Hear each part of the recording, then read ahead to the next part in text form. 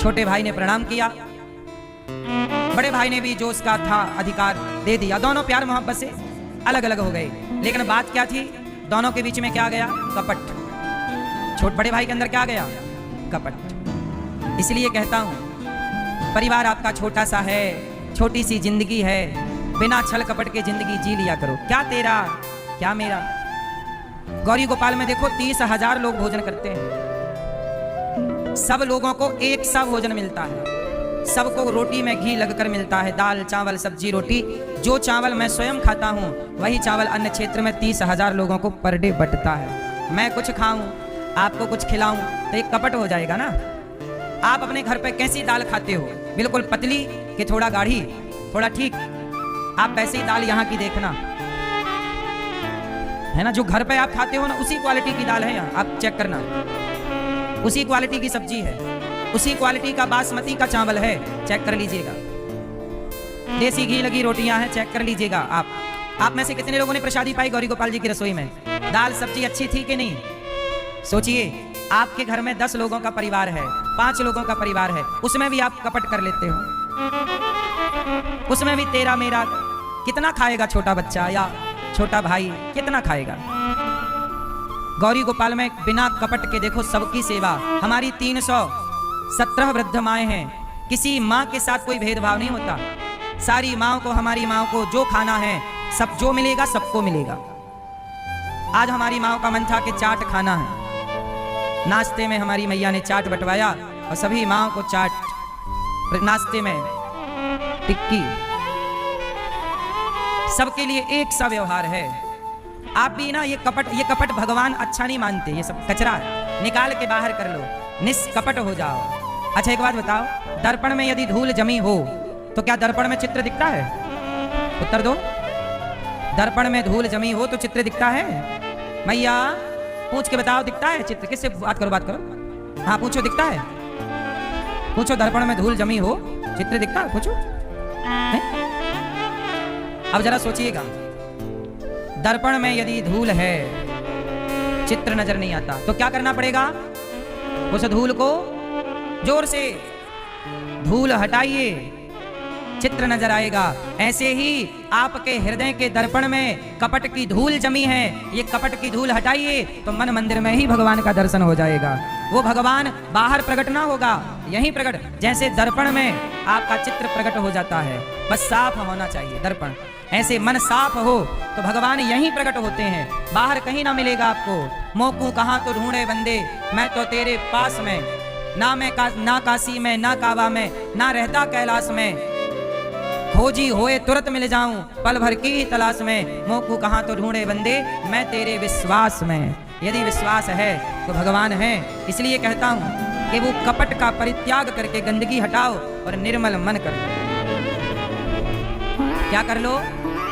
हाँ, निर्मल मन जन सो मोहि पावा, निर्मल मन जन सो मोहि पावा, मोहि कपट छल छेद्र न भावा। निर्मल मन, एक बार आप गा सकते हो मेरे साथ, ये राम जी कह रहे हैं कि निर्मल मन जन सो मोहि पावा,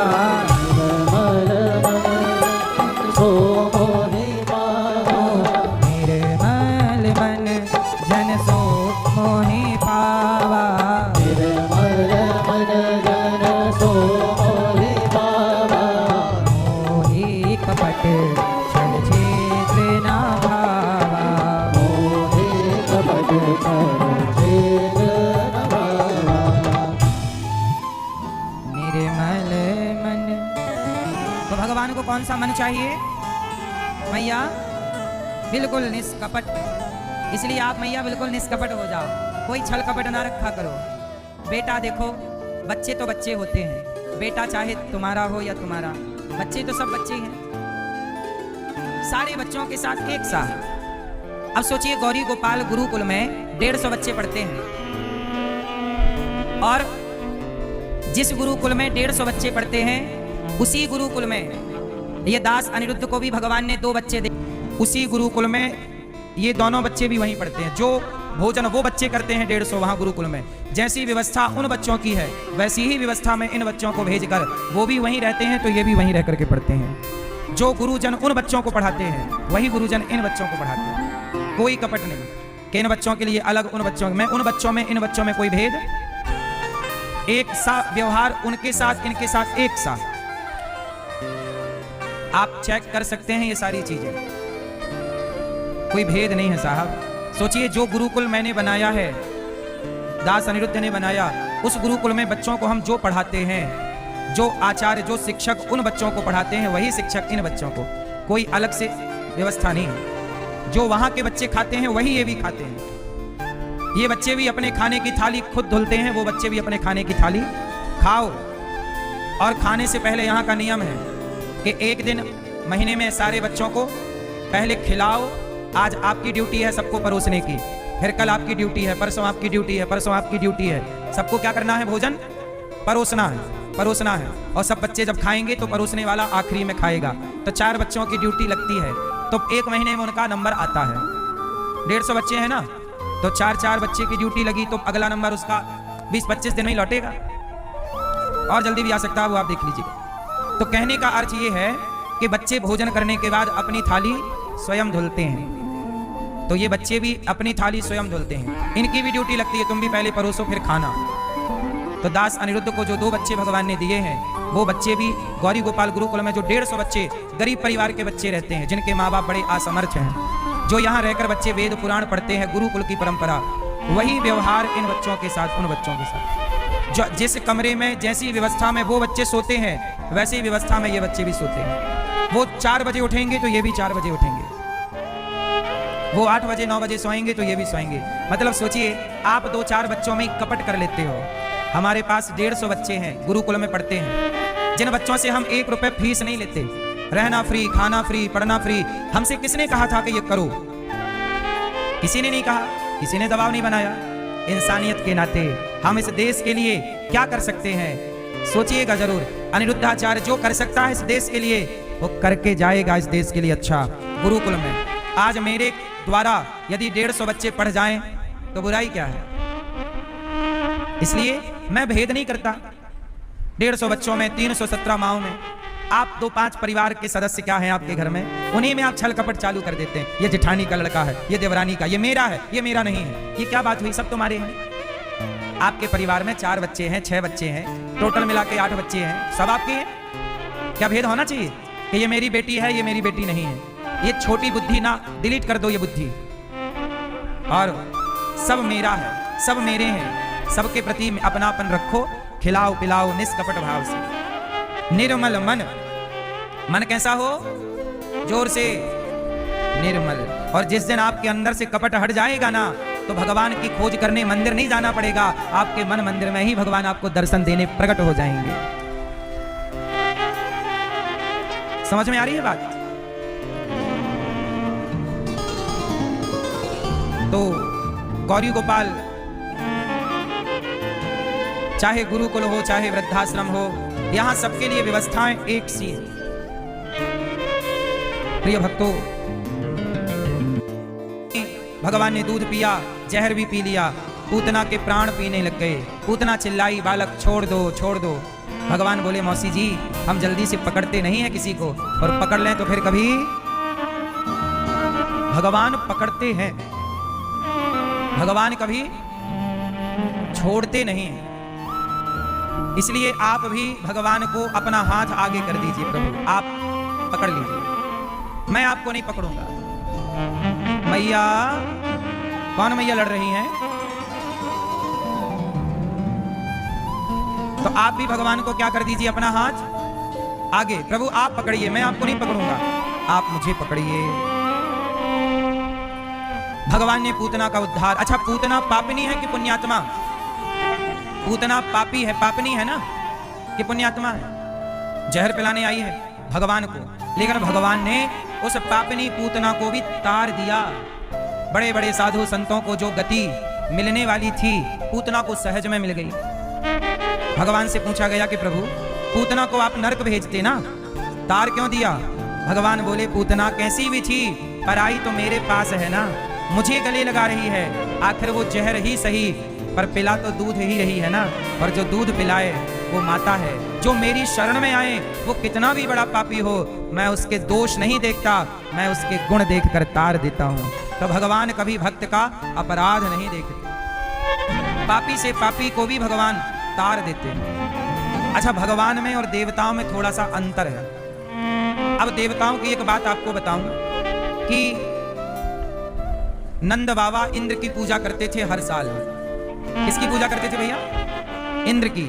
फिर भगवान ने कहा इंद्र की पूजा मत करो, गिरिराज जी की करो। तो गिरिराज जी की पूजा जब कराई और ये बात जब इंद्र को पता लगी कि मेरी पूजा बंद कर दी और गिरिराज जी की स्टार्ट, तब इंद्र ने क्या किया? मूसलाधार पानी बरसाया।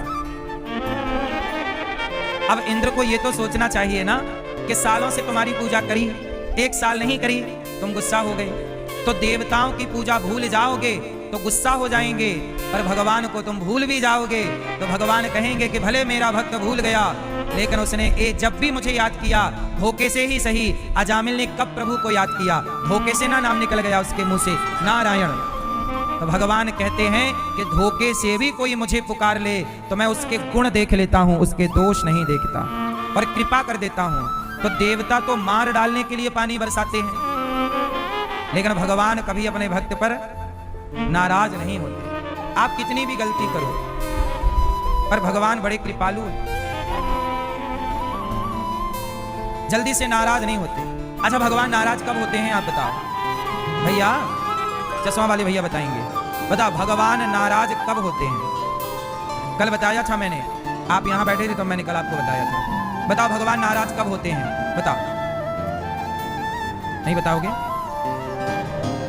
भगवान नाराज कब होते हैं? पूतना जहर पिलाने आई, उस पर नाराज नहीं हुए।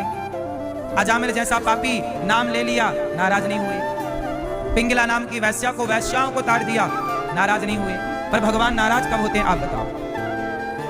हाँ, आप कितने भी बड़े पापी हो, अपराधी हो, भगवान आपके अपराध और पाप नहीं देखते। तुम शरण में गए हो ना, तो हम तो सर्व पापेभ्यो, खत्म पाप।